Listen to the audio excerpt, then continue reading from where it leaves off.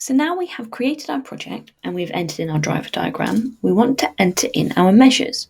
So to do this, we're going to click on the Measures and Charts tab along the top, which will take us to our measures page. As you can see, we currently have no measures listed, so we're going to create our first measure. To do this, we're going to click on plus a new measure button on the right-hand side. Similar to when we were setting up our project, a series of pop-ups will appear which is going to guide us through the process of setting up our measure. So first of all, we want to give our measure a title. This is mandatory, so you will need to give it a title in order to save. So next, we want to decide which measure type it is. Is it outcome, process, or a balance measure?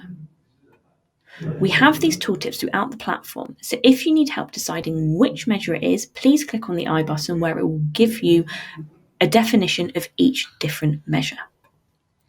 So now in this last box on this page, we want to outline our operational definition.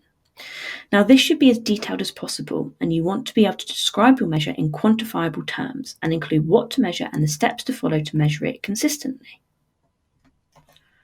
Once these are filled out, click Next. So on this page here, we're going to describe how we will collect and analyse our data. So first of all, what is our data collection plan? Who will be collecting it? How often will it be collected? And where will it be collected? Once outlined, we need to pick our chart type. So if you do need help choosing your chart type, we have this chart wizard here. If you click this button, it will give you a description of all of the charts available to you within LifeQI. For this purpose, I'm going to use a run chart. So underneath, we then need to outline our data collection frequency. So I know that my data is going to be collected daily.